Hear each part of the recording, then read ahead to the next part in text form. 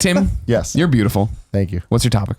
My topic is me and Alfredo. Oh, right. From a couple weeks ago, we discussed on this show that me and him once ran a coffee shop. And was it called Tim and Alfredo's Coffee Shop? No, it was called Kaleo. It was a Hawaiian-themed cafe ran by two gay Hawaiian men who then didn't want to do it because they decided they wanted to go be hula instructors.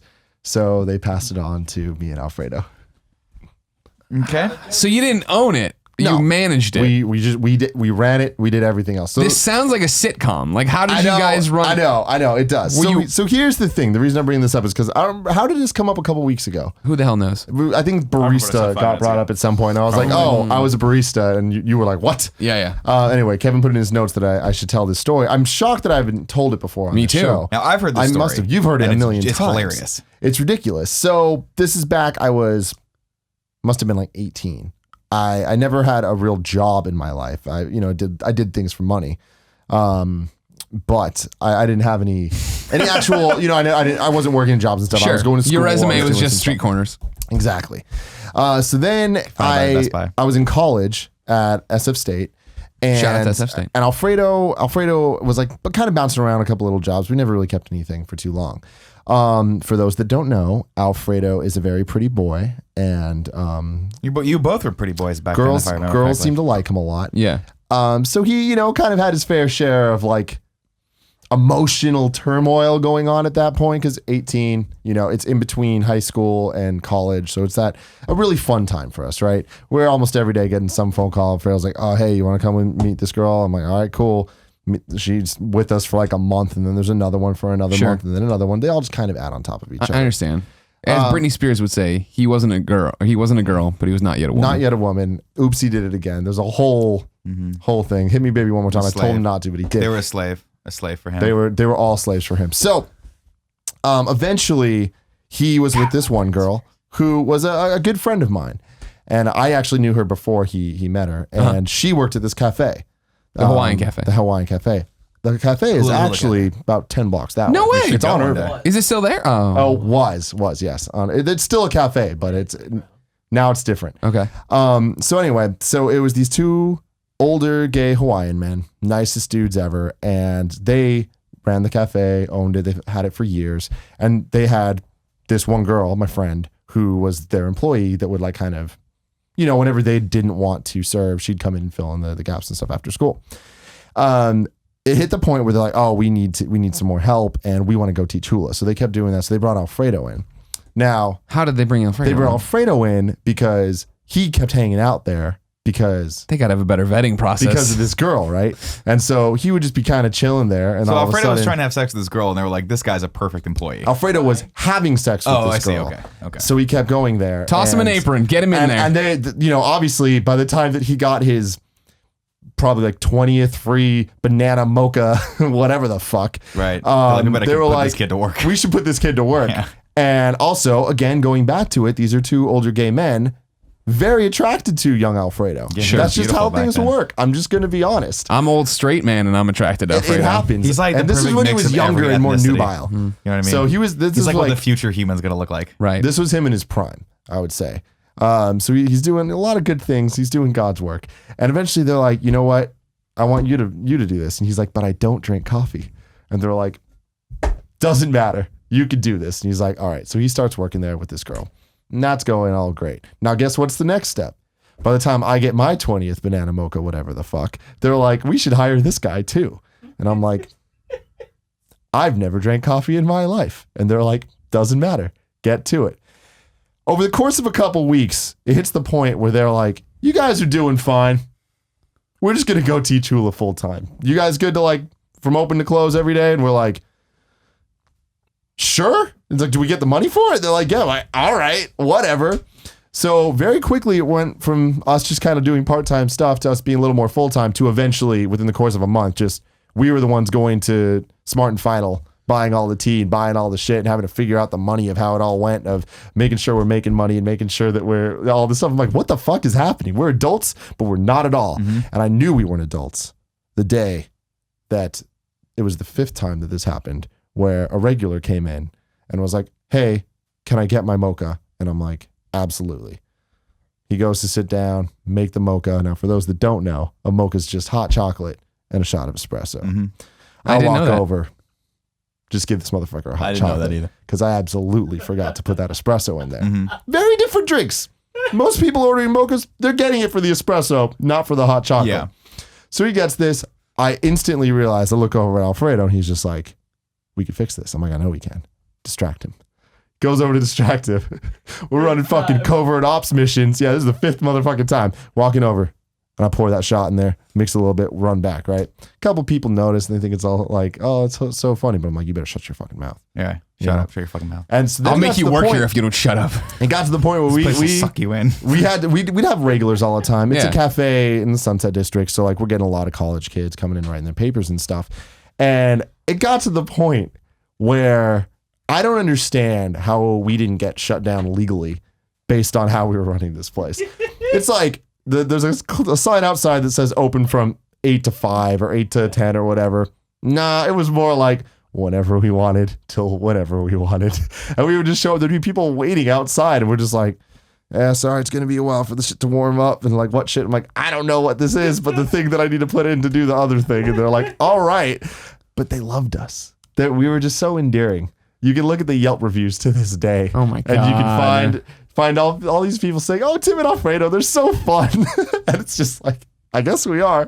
But my favorite part was when all of the fun and games turned a bit more Tim and Alfredo. Mm-hmm. And what that means is... You threw a giant dance party and shot a video in there?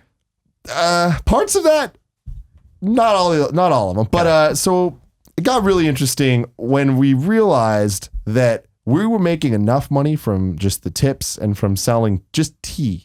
Like just the tea was such a good return that a lot of the other drinks we could just kind of give away. So and it went from like, oh, that's an attractive girl. She's going to get a free drink. To, that's a girl. She's going to get a free drink. To, that guy came in here with a bunch of girls once. Let's give him a free drink. It just devolved into just this disaster of us just giving all the women free drinks. Because we're 18 and we're Tim and Alfredo. Sure. What was the place called? Kaleo.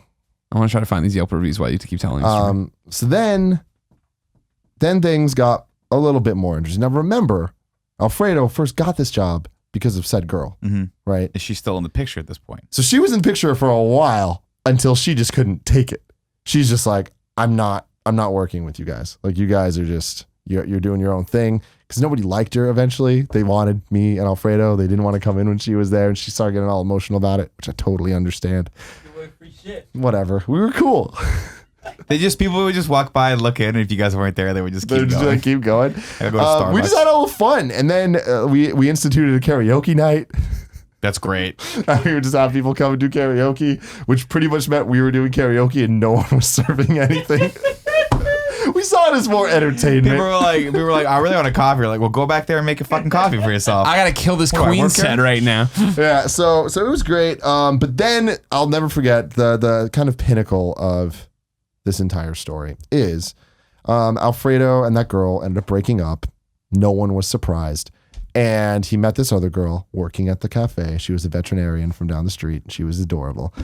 And one day he was just like, hey, let's go out sometime. And she was like, yeah, where do you want to go? She's like, let's get dinner. Like, where do you want to do dinner? And he was like, do you want to do dinner here? And she's like, sure. Is that weird? And we're like, no, we run this shit. She's like, all right, cool.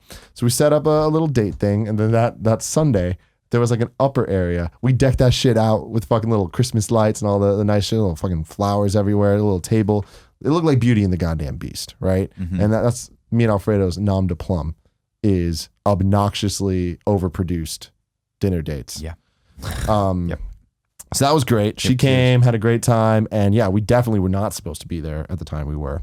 But it was fine until the owner came back. First time we'd seen him in months. This is like Don't Tell Mom the Babysitter's Dead. Classic movie, by the way. But he walks in and we expect like, all right, we've been running this shit. And like, again, our profits were still great. Like, despite all the shenanigans going on, we were really doing a good job. But we still expected to get scolded for, completely improperly using this motherfucker. But he comes in, he just looks up, looks at Alfredo, gives him the thumbs up, and walks out. And we're like, we've won. Think about it from this guy's perspective, right? No, he hasn't had a complaint yet from the police.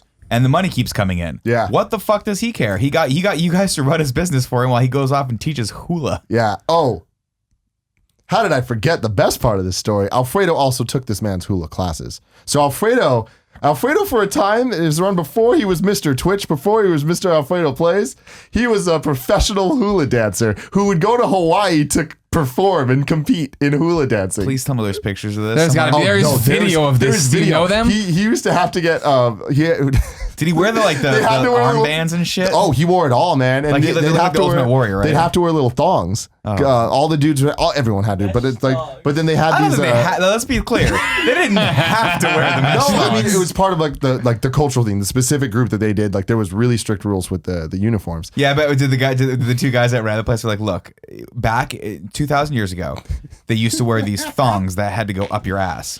That's just how it goes. This is just how it goes. I'm sorry. I don't know, but they had the little. That's what I would be like if I had to run like a female hula hoop. I'm like, I'm sorry, they used to do it topless. I apologize to you. We got to keep it accurate. We got to keep it accurate. You want to get sued?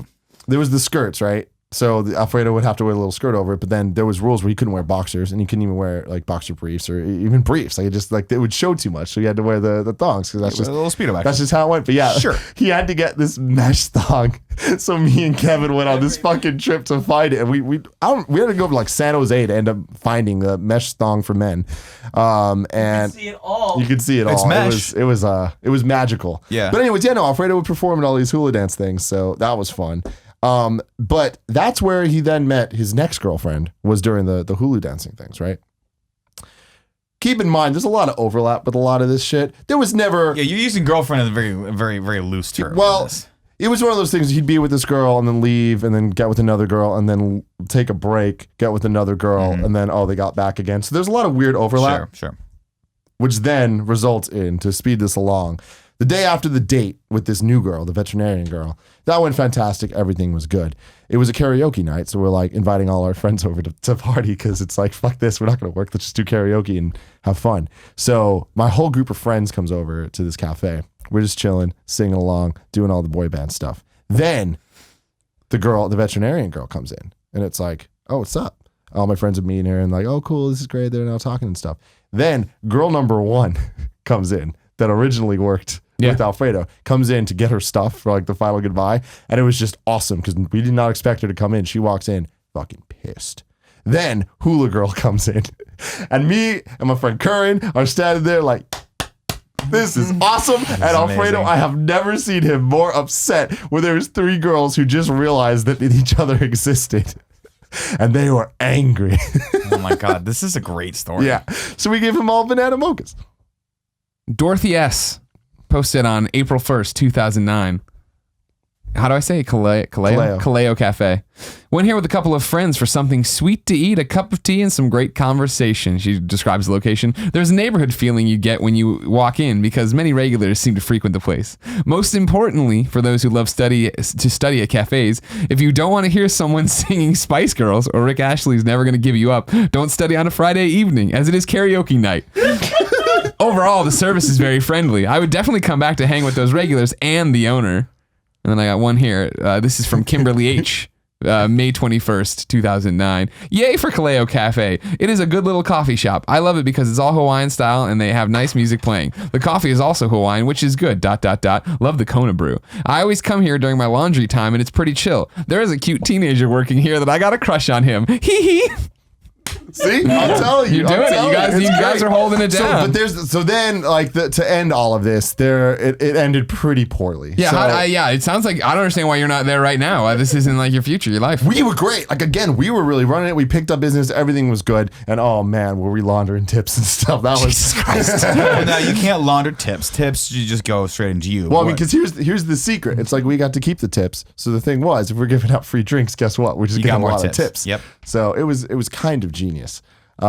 That's one way to look at it. That's one word for it. That's one way to do it. Anyways. Illegal. I don't know. Maybe another word. Whatever. So what ended up happening was... When you run the business, you get to make the rules. That's true. Alfredo's hula team ended up doing really, really, really well. It's not a joke. So I remember we had. Did they go to nationals? There was nationals, yeah. But there was a day. Christ. It wasn't nationals. I think it was the state competition Thrown in Omaha, Nebraska. Nationals for hula. Super Hawaiian. that took place at the Palace of Fine Arts in San Francisco. And there was a problem because we had to close down the cafe because there was no one to run it because the teachers were gonna obviously be there. Alfredo was gonna be there, and they're like, "We're not letting Alfredo dance without his number one cheerleader." And I'm like, thank you for including me in this. So we closed the cafe for that day, which apparently pissed a lot of people off. They didn't get mad at us. They got mad at the owners because they're like, Tim and Alfredo wouldn't do this to us. They're our boys. So then we had a screening of his hula dancing the next day to make up for it. And I feel like they enjoyed that because I did. If you haven't seen Alfredo hula dance, you have not lived. That man moves in a way that I didn't know was possible. Like I thought Kevin's swimming was a sight to see, but Alfredo's hip motions is like, I don't know, Nick. Like try to describe what you'd imagine. I mean, I would imagine it's like arousing. Well, I was gonna say having sex with a guy for the first time, but I think that it must. I feel like it'd be like soothing waves. No, I think it's more like it's probably more like, you know those big machines that drive pylons into the ground? Yeah, pile drivers. Yeah. It's probably just like that, where it's like at first you're like, that can't and then boom, the whole thing goes into the ground. You're like, the force behind that thrust was awe-inspiring. Sure. Awe-inspiring. Awe-inspiring is a good way to put it. Yeah. Not a small man, Alfredo. But I'm still confused. Well, how does this end? It still sounds like this sitcom is going great. So it was going great. Everything was good. But then it eventually hit a point where the owners were like, all right, they won the competition. They're like, we want to take this further. Like, we want to like really go full time with the hula dancing and stuff. And we're going national. So they kind of were like, all right, we're going to sell the cafe. Did you try to buy it? Did you think about buying it? No, we were dumb little kids. We didn't think that way at all. They sold it to these Russian dudes that I am 99% convinced were like the mob. Yeah. But they didn't tell us that they were selling this place, right? So for a while, we're at Fun Lovin' Tim and Alfredo karaoke nights and hula viewings, and it's going to be fucking great. All of a sudden, these like really shifty looking Russian dudes start walking in on cell phones, looking at everything, examining everything, like talking in Russian. And we're like, what the fuck? And we're like, do you want a drink? And they're like, yeah. And they just walk away. It's like, there was a point where Alfredo called me. He's like, hey, I know you're off. You need to come in now. I'm scared.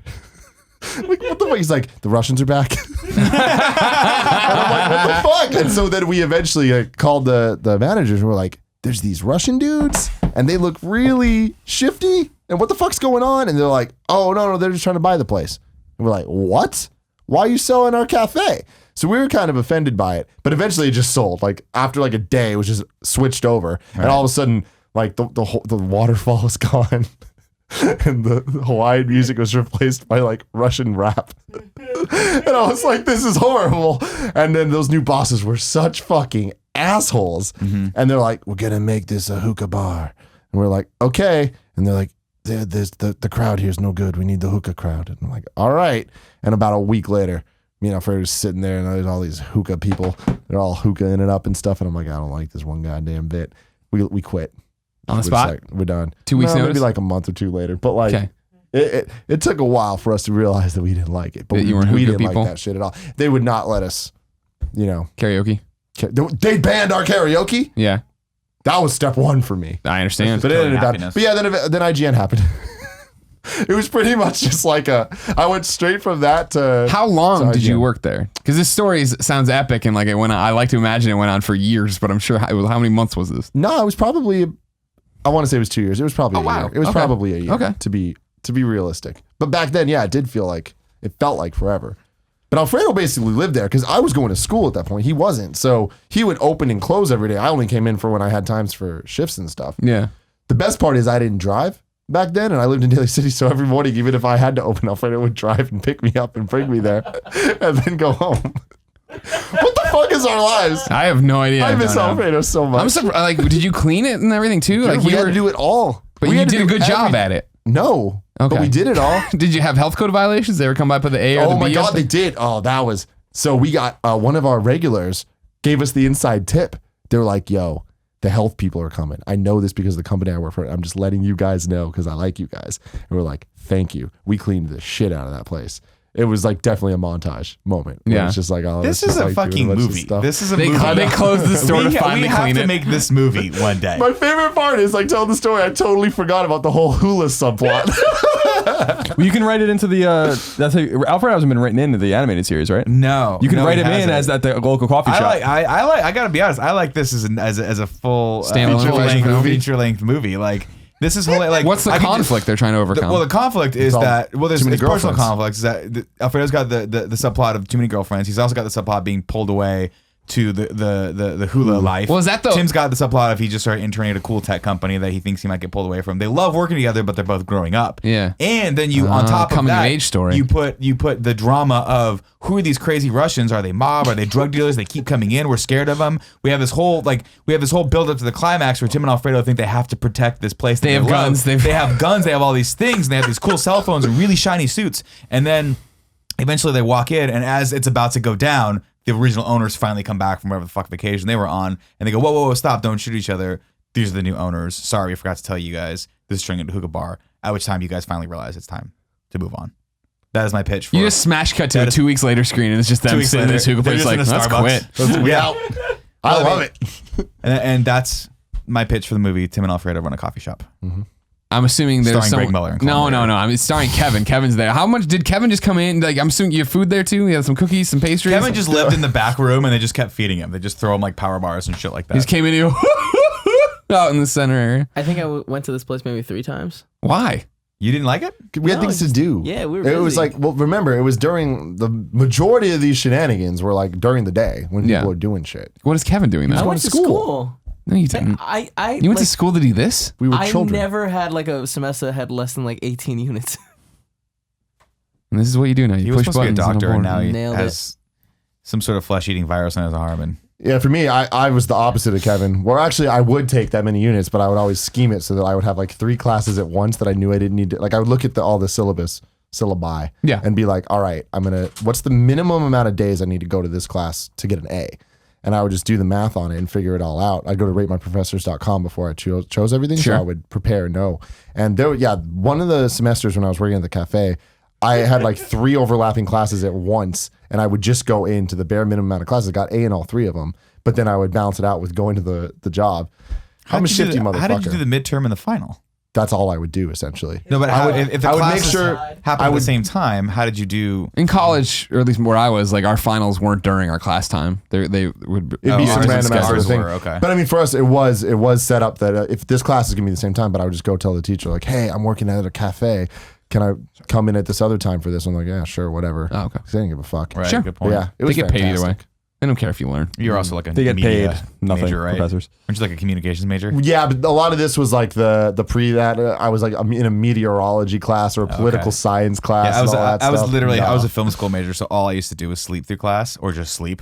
Like I wouldn't even get up, and then they were like, "Well, here's the movies you're supposed to watch. You go to the library and watch them." That was it. And you're like, all right, cool, I'm Easy. done. We had a scheme with. I used to go to my classes, all of them except for this one. I took jazz music. I took a few music classes. I took jazz music, and it was in an auditorium at Northeastern. So there was like hundreds of people in the class, and we had this scheme where like we would go every few classes because they had a sign-in sheet, and I'm like, You're done. are you fucking kidding me? Like that's how you're gonna figure out if I'm here. And then we had like 4 people in the class, and like you would go every 4 classes or something. And Well, sign so everyone else's the name. modern equivalent to the sign-in sheet, because they got wise to that, is they got these clickers that you would have to buy. And then you go, and it's a proximity thing where you'd have to go in and click. They'd put a code up, and you have to put the code in to prove that you're there. Huh.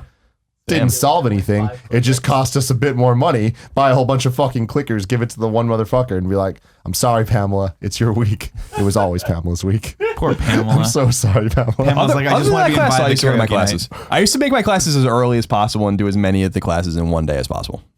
8, 9, 15, It's the 10, only way 30 to go. classes. I love cracking out early ass tech. Fucking way, dude. My classes all started after lunch, all of them, because I used to work nights at a restaurant. So and by nature of that, I would drink afterward, and so I'd be hungover every day. Oh, sure. Well, I mean, the number of classes I went to with the baseball cap down and a cup of water from my house that I had poured and then walked to classes drinking and just sat there. I'm like, I'm dying. But you got out of the way, and then you got to do whatever you want in the afternoon. Take a nap, get on your feet, and go do something. It's true.